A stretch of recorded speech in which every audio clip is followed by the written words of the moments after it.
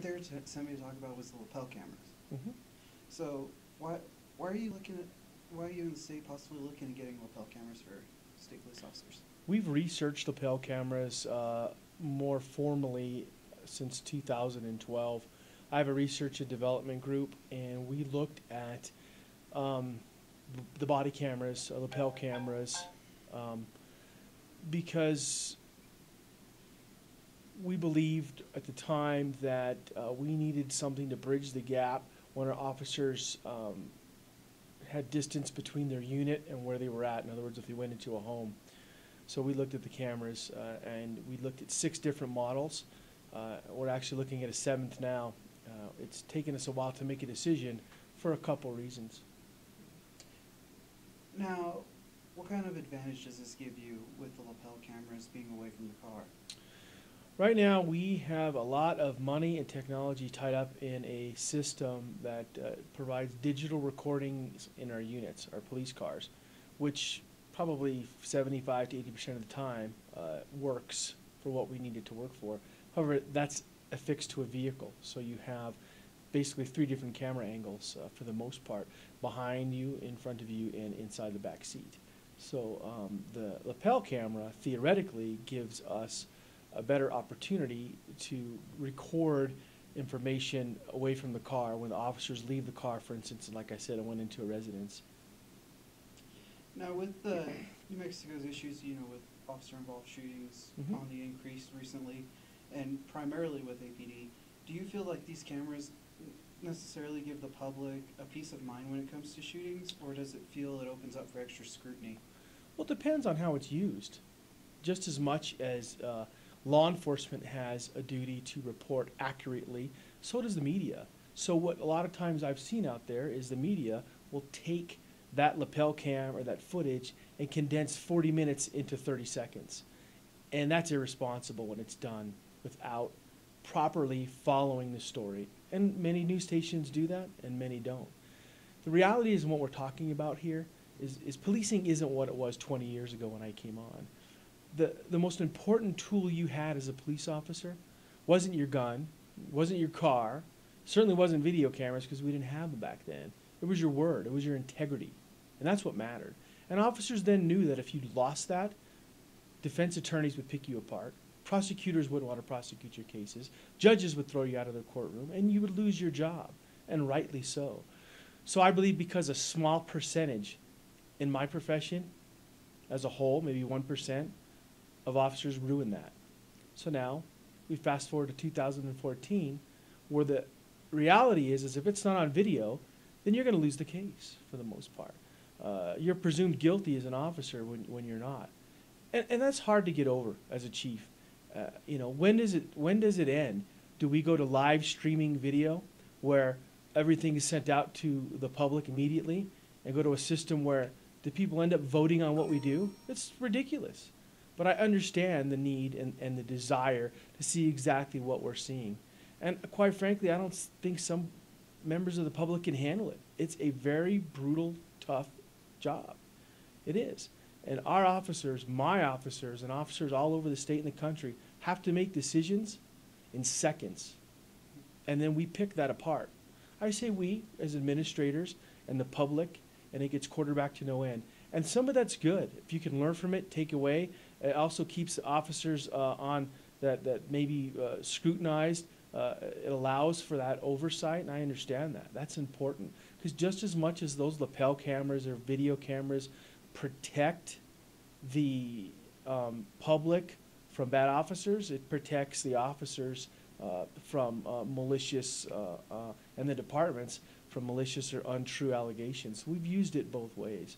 So it's again, it's frustrating because, you know what, I think if I go back to '92 when I started, and your word was your bond, and it meant a lot, and it's been lessened for our officers, and that's unfortunate.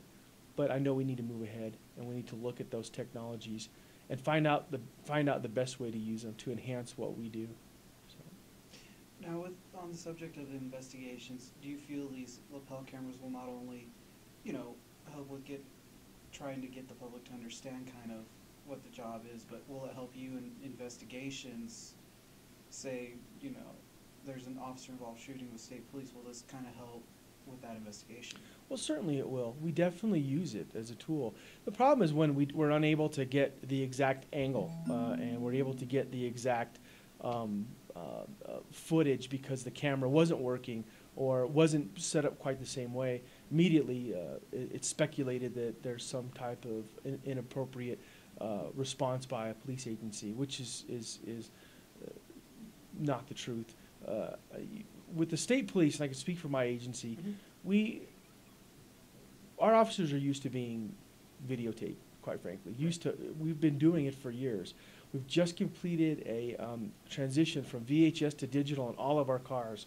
So every one of my marked patrol cars has video capability. We have a robust policy that says when you're interacting with the public, your camera will be on. You can be in the lunch line, you need to have your camera on because we record everything. And 90% of the time, it's used. We get complaints every month, every week, and we use that as a tool to look at how our officers are operating. We use it as a tool to critique. My sergeants and lieutenants are tasked with reviewing audio and video from our officers, spot checking them and their interaction with the public. We're a professional agency. We want to continue to go down that road. But as far as the officer-involved shootings, yes, it's definitely a tool, but it's all got to be used in the right context. You can't take a 40-minute event and compress it to 30 seconds and throw it out there in the public and then think everybody's going to understand. It's difficult. It's a difficult balance. Yeah. And I understand the public's need and want for information. It's important because we want to be transparent, definitely.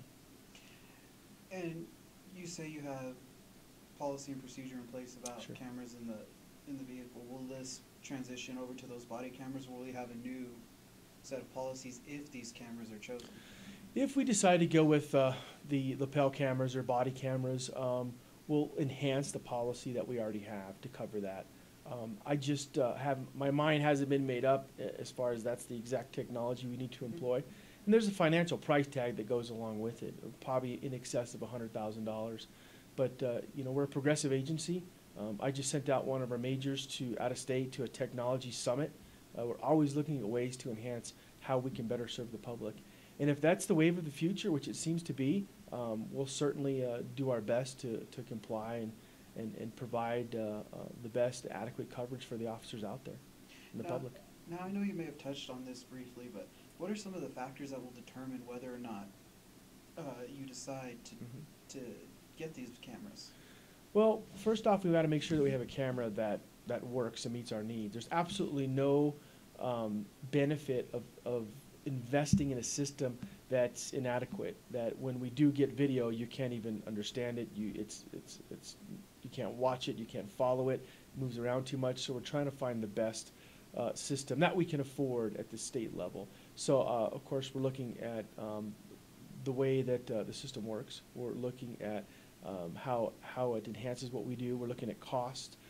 We're also looking at how it affects us legally, constitutionally. People have raised questions about privacy when an officer enters a home.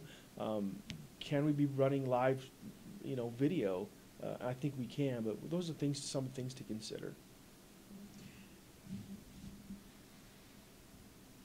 I think that's all I have. I mean, I don't have anything, and they've only sent me a couple, 3 questions.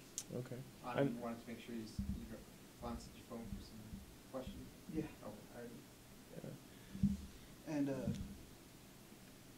now I don't know if you can, but they've also sent me an email asking if you had any updates to the Las Vegas. No, shoot. we're still working through the investigation, so it'll be a couple more days, and Manny or Damien will put something out for you. Okay. Guys, leave anything out? No? Thanks.